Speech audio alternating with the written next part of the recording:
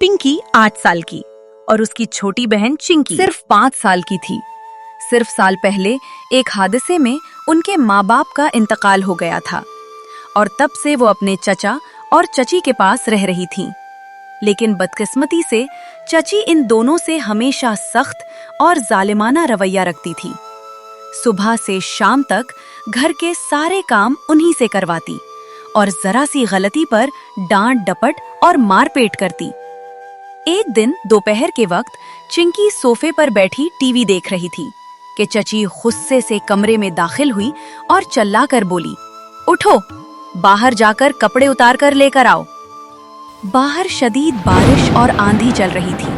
आसमान गरज रहा था, मगर मजबूरन छोटी सी चिंकी रोती हुई बाहर चली गई। बारिश की तेज बूंदों ने उसे भीगते ही कहरा कर दिया।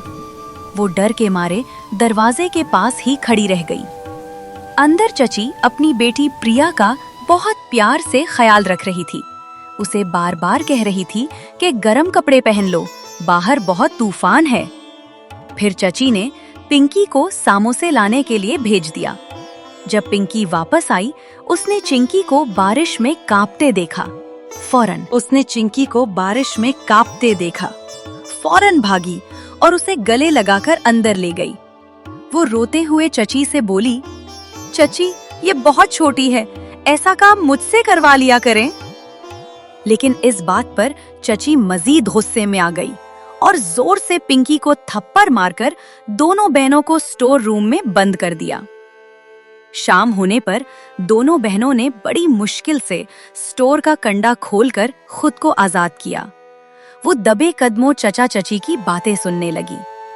चची एतमाद से कह रही थी कि उसने कुछ लोगों से बात कर ली है जिन्हें 2 नौकरानियों की जरूरत है और पैसे भी तय हो गए हैं। कल दोनों बहनों को वहां पहुंचा देंगे। चचा ने भी बेहिसी से कहा कि ठीक है, कम से कम रखने का फायदा तो हुआ। ये सुनकर पिंकी और चिंकी के कदम लरस गए और वो फौरन भागने की कोशिश करने लगी, मगर इतने में वो लोग घर पहुंच गए जिन्हें बच्चियां बेची जा रही थीं। राजेश और उसकी बीवी गीता ने चचा चची को पैसे दिए और कहा कि वो बच्चियां लेने आए हैं। पिंकी और चिंकी खौफ से सहम गईं, लेकिन जैसे ही दोनों को राजेश और गीता अपने घर ले गए, उनके लहजे बिल्कुल मुख्तलिफ थे।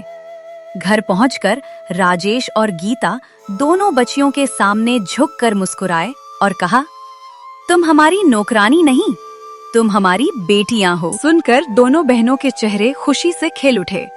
उनकी आंखों में पहली बार उम्मीद चमकी। उस दिन के बाद राजेश के काम में गैर मामूली तरक्की होने लगी और वो नया खूबसूरत घर ले आए। गीता अक्सर फख्र से कहती कि ये सब उन बच्चियों के नेक कदमों की बरकत है।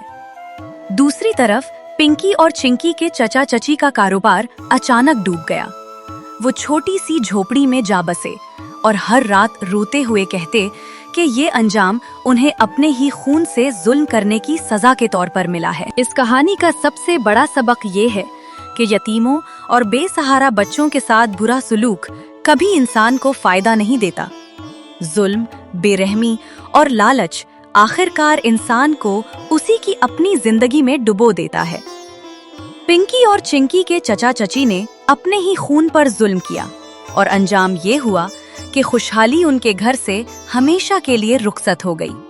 दूसरी तरफ राजेश और गीता ने उन बच्चियों को औलाद का दर्जा दिया, उनसे मोहब्बत की, उनकी इज्जत की और अल्लाह ने उनके रिज्क और जिंदगी में बरकत डाल दी।